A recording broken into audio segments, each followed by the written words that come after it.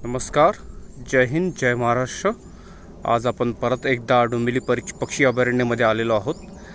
या अभयारण्यामध्ये खूप मोठ्या प्रमाणामध्ये वृक्ष लावलेली आहेत वेगळ्या संस्थांनी।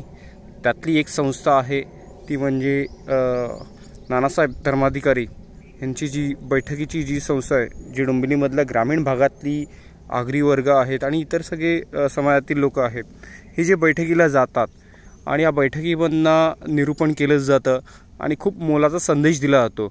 आणि ह्या बैठकीच्या माध्यमातून वृक्षारोपण करायचा असा हा खूप मोलाचा आणि संदेश आहे, ज्यातनं निसर्गाचा आपण समतोल राखू शकतो। आणि अशी आपण बदलापूरचा हायवे असून दे किंवा शेळफाटा ते डोंबिवलीचा हा जो हायवे आहे, या परिसरामध्ये या बैठकीच्या लोकांच्या माध्यमातून खूप मोठ्या प्रमाणामध्ये झाडं लावली गेलेली आहेत। तशीच झाडं ही उंबारलीच्या जे प्रवेशद्वार आहे, म्हणजे जिकडनं हे डोंबिवली पक्षी अभयारण्याचं प्रवेशद्वार आहे, त्याच्या या प्रवेशद्वाराच्या ह्या उजव्या बाजूला तुम्ही बघू शकता ही इथे सगळी ही झाडं लावलेली आहेत। याच वर्षी लावलेली ही झाडं आहेत। तब्बल अंदाजे जर आपण पकडलं तर साधारणतः 100 झाडं ह्या परिसरामध्ये लावलेली आहेत या संस्थेतर्फे। आणि खूप योग्यरित्या ह्याची निगा राखली जात आहे। म्हणजे मी या झाडांचं प्रत्यक्ष बघितलेलं आहे। ज्या वेळेला ही झाडं लावलेली, ती कुठल्या प्रकारची झाडं आहेत त्या प्रकारे त्या लोकांनी नियोजन करून ती झाडं सगळी इथे आणली। एक परफेक्ट डिस्टन्सवरती ही सगळी झाडं लावलेली आहेत। इकडे योग्य रीतीने खड्डे केलेले आहेत या झाडांसाठी। आणि त्याच्यानंतर ती झाडं लावल्यानंतर त्यांची दर रविवारी ही निगा राखली जाते। या पूर्ण झाडांच्या चारी बाजूला तुम्ही बघू शकता, इकडे असं एक पूर्ण बांबूचे खांब उभे केलेले आहेत, चौकट उभी केलेली आहे पूर्णपणे। आणि त्या चौकटीला ही शेडनेट असते, ती शेडनेट लावलेली आहे, जेणेकरून गाय असेल, बैल असतील, कुठलेही जनावरं असतील, ते कुठल्याही प्रकारचा पालापाचोळा या झाडाची जी पानं आहेत ती इकडे खाऊ शकत नाही, त्यासाठी हे प्रोटेक्शन दिलेलं आहे। त्याच्यानंतर मातीचा चांगला बऱ्यापैकी असा भर दिलेला आहे। तुम्ही इथे बघू शकता, हा मातीचा बऱ्यापैकी भर दिलेला आहे यांनी। आणि त्यानंतर आत्ता जे त्यांनी महत्त्वाचं काम केलेलं आहे, तर त्यांनी ते ह्या पूर्ण सगळ्या झाडांना तुम्ही इथे बघू शकता ड्रिप इरिगेशन केलेलं आहे। म्हणजे आपण ठिबक सिंचन जे बोलतो ते केलेलं आहे।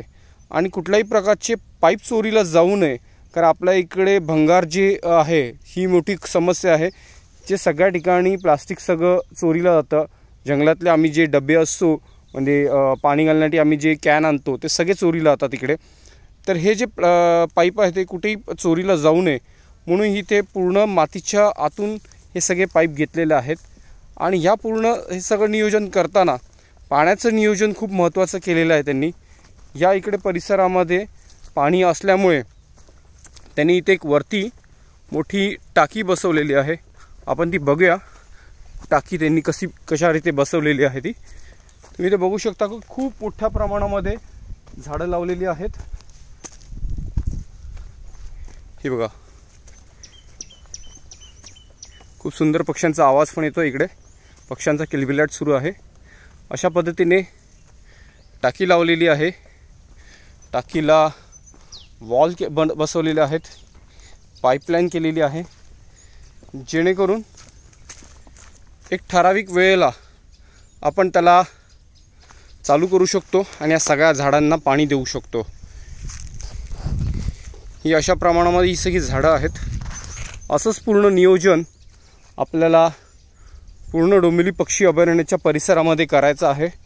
आज ह्याच्यामधनं कसं होतं आहे की ड्रिप इरिगेशनच्या माध्यमातून थेंब थेंब थेंब थेंब पाणी इथे या झाडांकडे जमा होत आहे आणि या झाडांची वाढ चांगली होते आहे। पाण्याचं जर नियोजन व्यवस्थित असेल तर झाडं योग्यरित्या जगली जातील। माझी सगळ्या डोंबिवलीकरांना, सगळ्या निसर्गप्रेमींना आव्हान आहे की तुम्ही या डोंबिवली पक्षी अभयारण्यामध्ये, इकडचं जंगल बघा, इकडची वनसंपदा आहे ती बघा, वाईल्डलाईफ आहे इकडचं ते बघा। खूप मोठ्या प्रमाणामध्ये पक्षी आहेत। डोंबिवलीमध्ये 113 प्रकारचे पक्षी बघायला भेटतात त्या आपल्या या पक्षी अभयारण्यामध्ये। विविध प्रकारचे पक्षी आहेत, विविध प्रकारचे कीटक आहेत, सरपटणारे प्राणी आहेत, साप खूप मोठ्या प्रमाणात आहेत, वेनमस, नॉन वेनमस, म्हणजे आपण विषारी बिनविषारी असे सगळे साप आहेत, ते खूप मोठ्या प्रमाणात आहे या परिसरामध्ये.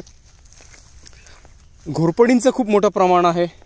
सापांमध्ये सॉस्केल्ड वायपर जे आहेत ते इथे खूप मोठ्या प्रमाणात आहेत.